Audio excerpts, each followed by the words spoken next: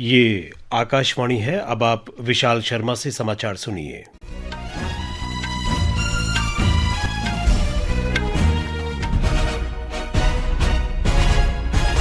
प्रधानमंत्री नरेंद्र मोदी आज देर रात कनाडा के कानानास्किस में G7 शिखर सम्मेलन में भाग लेंगे। श्री मोदी 2 दिन की कनाडा यात्रा पर सवेरे कैलगरी पहुंचे। प्रधानमंत्री ऊर्जा सुरक्षा, प्रौद्योगिकी, बुनियादी ढांचे और निवेश से जुड़ी चर्चाओं में भाग लेंगे। सोशल मीडिया पोस्ट में श्री मोदी ने कहा कि वे शिखर सम्मेलन में विभिन्न नेताओं से मिलेंगे और महत्वपूर्ण वैश्विक मुद्दों पर अपने विचार साझा करेंगे। हमारे संवाददाता ने बताया है कि श्री मोदी कनाडा के प्रधानमंत्री मार्क कार्नी सहित अन्य नेताओं के साथ कई द्विपक्षीय बैठकें भी करेंगे।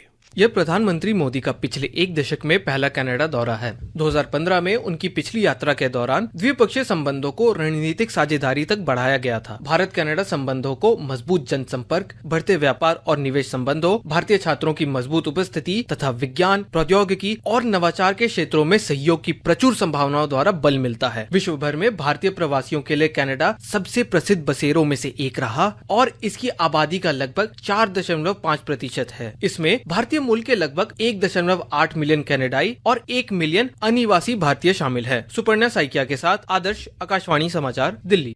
प्रधानमंत्री मोदी कल क्रोएशिया की राजधानी जाग्रेब पहुंचेंगे। भारत के किसी भी प्रधानमंत्री की ये पहली क्रोएशिया यात्रा होगी।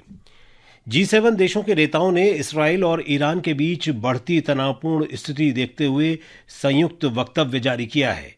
G7 के नेताओं ने पश्चिम एशिया में शांति और स्थिरता की प्रतिबद्धता दोहराई है।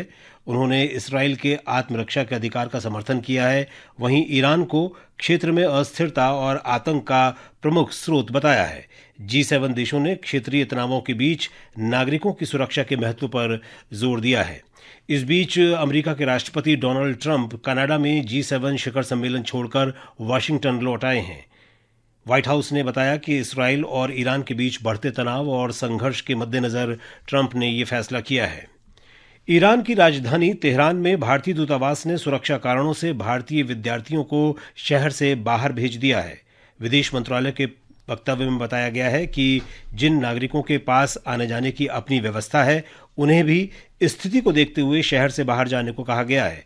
कुछ भारतीयों को आर्मेनिया से लगने वाली सीमा से ईरान से बाहर निकलने की सुविधा उपलब्ध कराई जा रही है। दूतावास लगातार भारतीय समुदाय के संपर्क में है। ईरान और इसराइल आज लगातार 5वें दिन भी एक दूसरे पर हमले कर रहे हैं। दोनों देशों में फ्लैश पॉइंट क्षेत्रों में नागरिकों को हमलों का सामना करना पड़ रहा है। तल अवीव और यरूशलेम में विस्फोटों की आवाज सुनी गई है। इसराइल की सेना ने कहा कि ईरान ने मिसाइलों से नए हमले किए हैं। ईरान ने इसराइली हमलों के जवाब में 2 बार मिसाइलों से हमले किए। आज सवेरे मध्य और उत्तरी इसराइल के कुछ हिस्सों में हवाई हमले की चेतावनी दी गई। ईरानी मीडिया ने बताया कि इसराइली धरती पर सबसे बड़े और सबसे तीव्र मिसाइल हमले की तैयारी चल रही है। दूसरी ओर इसराइल की सेना ने कहा है कि उसने पश्चिमी ईरान में सैन्य ठिकानों पर कई बड़े हमले किए। इसराइल की सेना ने दावा किया है कि उसने रात भर के हमले में ईरान के युद्धकालीन चीफ ऑफ स्टाफ और supreme leader ayatollah Ali Khamenei के करीबी सहयोगी अली शादमानी को मार गिराया है। ईरान में संघर्ष शुरू होने के बाद से कम 224 लोग मारे गए हैं, जबकि इसराइल में 24 लोगों की मौत हुई है। इसराइल की सेना ने कल रात ईरान के 30 ड्रोन को रोकने और नष्ट करने का दावा किया। इसराइली रक्षा बलों ने बताया कि ईरान ने इसराइल की ओर कई बैलिस्टिक मिसाइलें भी दागी हैं। भारतीय जनता पार्टी ने आरोप लगाया है कि कांग्रेस जातिगत जनगणना पर सरकार की स्थिति के बारे में लोगों को भ्रमित कर रही है। भाजपा प्रवक्ता डॉक्टर सुधांशु त्रिवेदी ने कहा कि सरकार ने सामाजिक, आर्थिक और जातिगत जनगणना कराने का फैसला किया है। प्रधानमंत्री मोदी जी के नेतृत्व में भारतीय जनता पार्टी और एनडीए की सरकार का विचार क्या है? हम कहते हैं सबका विश्वास, सबका प्रयास। इसीलिए हमारी सरकार जिस विषय को लेकर सामाजिक और आर्थिक सर्वेक्षण और जातिगत जनगणना कराना चाह रही है, उसके पीछे हमारा उद्देश्य है सभी जातियों की पहचान, सभी जातियों को सम्मान और सबसे पिछले छोर पर खड़ी हुई जातियों का उत्थान।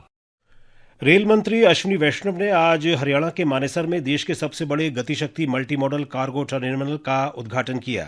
इस अवसर पर श्री वैष्णव ने बताया कि 45 एकड़ में फैले इस कार्गो टर्मिनल में 4.5 लाख वाहन रखने की क्षमता है। इसके साथ ही ये समाचार बुलेटिन समाप्त हुआ।